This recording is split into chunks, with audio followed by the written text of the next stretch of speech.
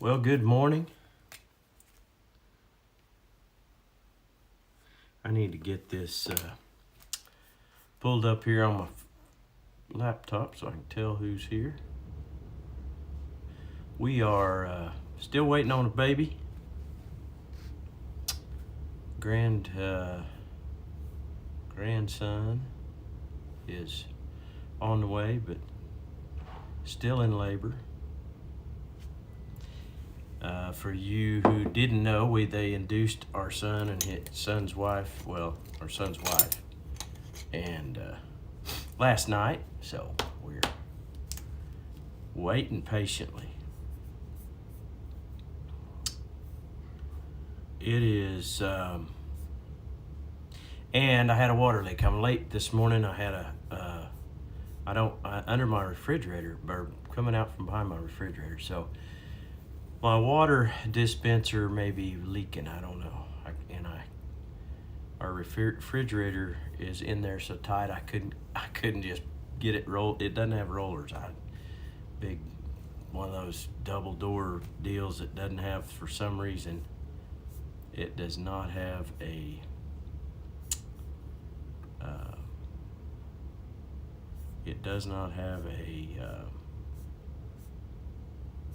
rollers on there. Usually you can just pull them right out, but it's kind of frustrating. I was working up a sweat trying to get it off of there, and I'm working up a sweat trying to figure out how to get into this dumb thing. Let's try it this other way. Well, anyway, we're gonna roll and act like we know who's on there here in a minute if we don't get something done.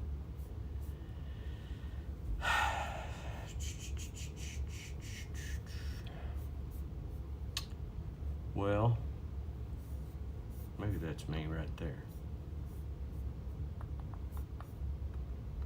I'm in some kind of I don't usually run this on my computer, and so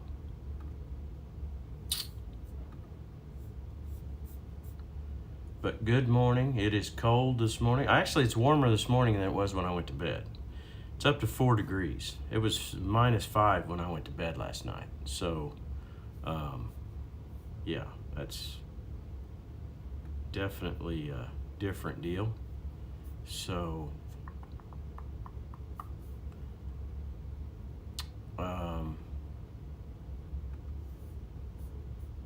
just don't understand why I'm not able to get over to my actual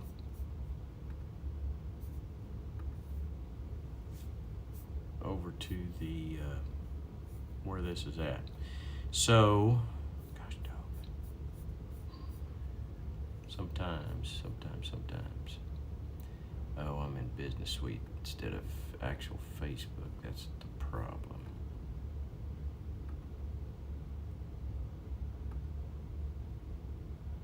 There we go. Now we're in the right place. We just got to get the right video. Showing an old one. Y'all bear with me just a second, and now we're cooking. Now we're starting to get where we need to go, I think. I want to go back over here into live. No. Well, it is a cold Monday morning. Like I said, 4 degrees. We're still waiting on grandson number 2. Our son and daughter-in-law went into the hospital last night. They, as planned, have induced her, and so we knew that was coming, and we're excited. There it is, finally. Sorry for the delay. Morning, Ryan Owens. Morning, Mara, Boyd Pete, Billy, Sean Mayfield, Scott Maloney. 3 degrees. Yeah, it is warming up. I mean, it was -5 when we went to sleep last night when I'm on my thermometer. Morning, Jared Cook. Morning, Mom. But anyway, I want you to go to Psalms 43. 143. So anyway, I woke up and I came in and got a drink of water and was going to get coffee, and I realized I had my house shoes on, so I didn't realize I stepped in water. There's water coming out from under the refrigerator, so I don't know what that means. We'll find out. I can't get our refrigerator pulled out. It barely fits in there, and we got this newer refrigerator, and it's a little bit bigger, and it's barely pushes in there, but yeah. Anyway, baby's on the way. He's there. He'll be born sometime today. They are progressing nicely, so yeah, we are looking forward to the morning. Now, Rhonda. All right, Brad. Let's go over here to Psalms 143, and I want to share something. Some will take this to heart more than others. Some people have more of a struggle with depression and being down than others. And this chapter talks about how he deals with the pressure and the depression. He uses the word depression, but we all face down times or times whenever we're just kind of overwhelmed with life, or I assume we all do. I mean, I know that there's just times when it just seems like you're on overload, or there's too much. And anytime we're in a place where it's more than what we can handle, our coming to God, or our crying out to God, is bringing that connection and the power of God back into our life. So it's real important that we understand that. Going to Psalms 143, he says, "Hear my prayer, O Lord. Listen to my plea. Answer me because of your faithfulness and righteousness." So he's establishing who he knows God is. God, you're a faithful God. He's building his faith by saying these words. He's not just trying to convince God. He's not trying to make God feel good.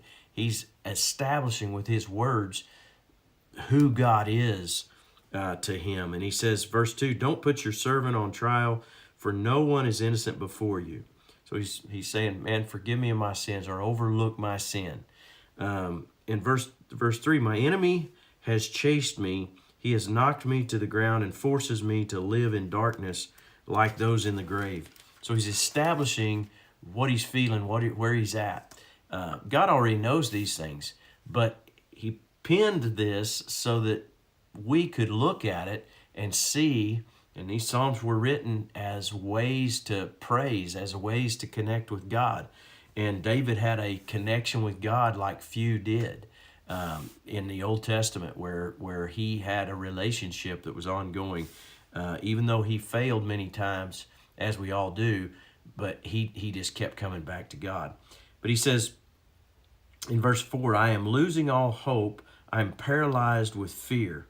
So, man, he's really in a dark place, and he's establishing that. Now, he's not going to stay there, and I want to encourage you not to stay there. Anytime we face these things, we don't want to stay in that place, but we understand that we are going to be in difficult times or difficult places at times, but we can walk in victory. So if we're aware of these things, we can stay in that place of victory.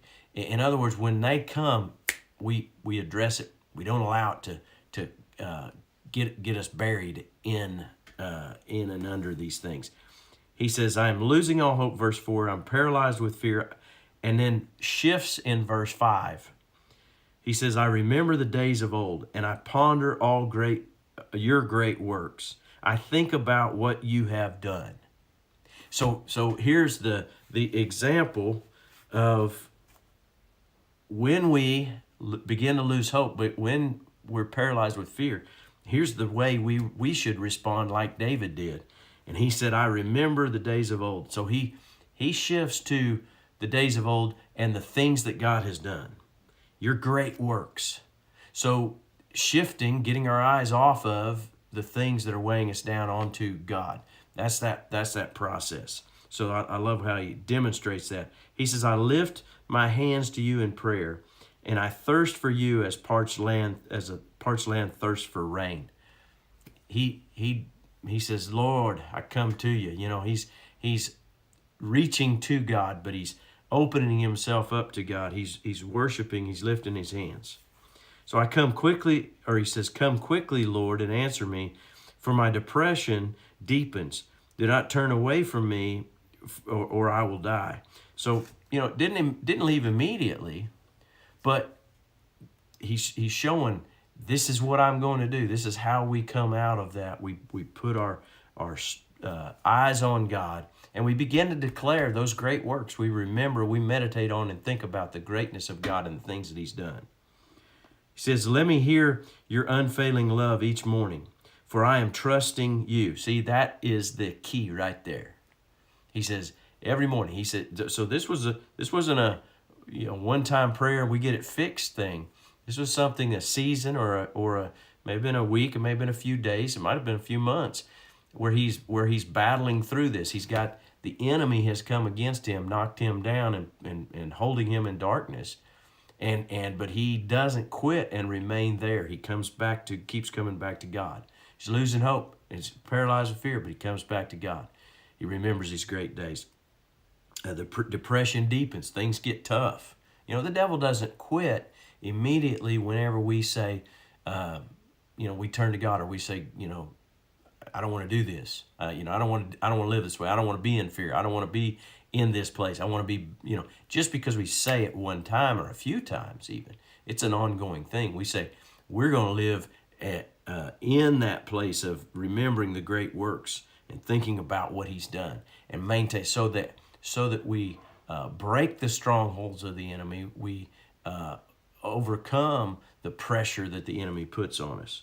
He says, let me hear your unfailing love. So remembering God's love, remembering his great works, remembering all that he's done. Show me where to walk. Now here's a big key in this. He says, show me where to walk, for I give myself to you. So in the midst of that, he's asking for insight. He's asking for direction. He says, Lord, you're my hope. You're my, he doesn't just spend his time telling God his problem. He spends his time praising God for what he's done, his great works, for the hope that's in him, and all that he's done. And then he says, show me where to walk. Show me the way. That is a key right there. Rescue me from my enemies, Lord. I run to you for you to hide me. Teach me to do your will. So again, teaching him to do your will, for you are my God. May your gracious spirit lead me forward on a firm footing. He says, I'm not staying here, God. You lead me. We're going out. We're going to that firm foundation. We're going to where we can have victory. May your gracious spirit lead me forward on a firm footing. In verse 11, for the glory of your name, O Lord, preserve my life. Because of your faithfulness, bring me out of this distress. In your unfailing love, silence all my enemies and destroy all my foes, for I am your servant. In other words, he says, man, I don't have what it takes to get this done, but I've got you, and that's enough.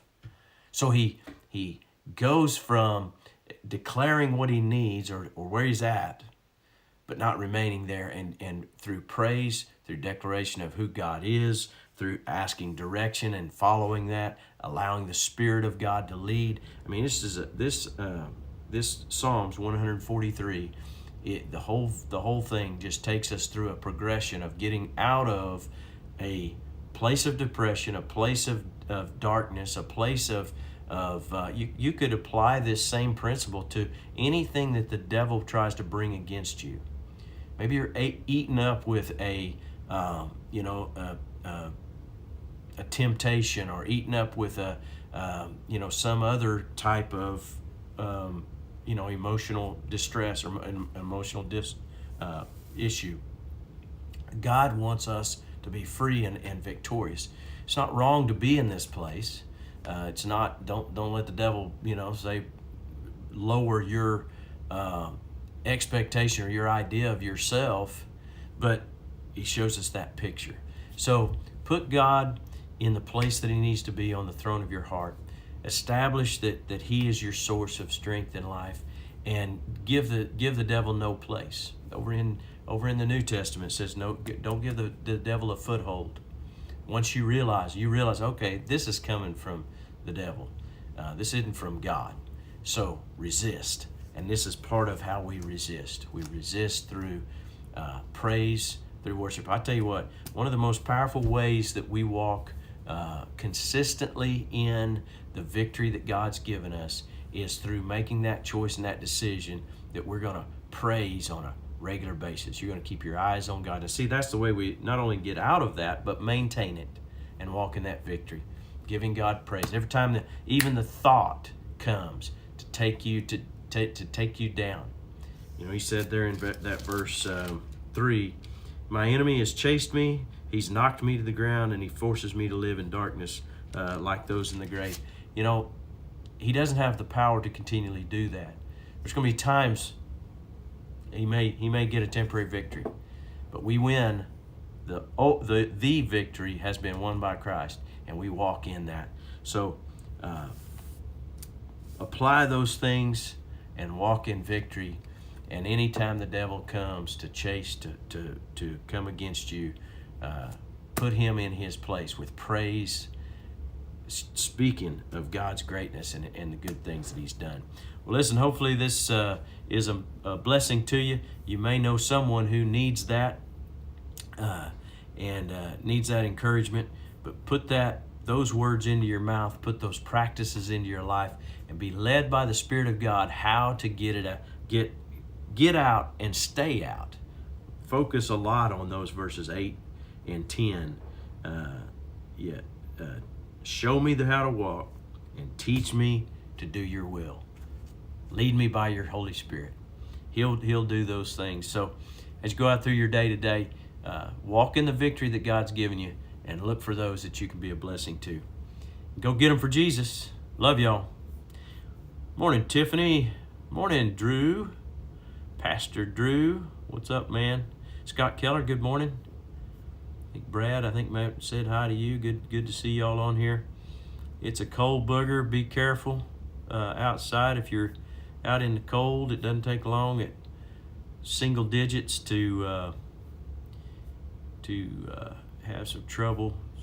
So be careful. I got to get out and check some cattle.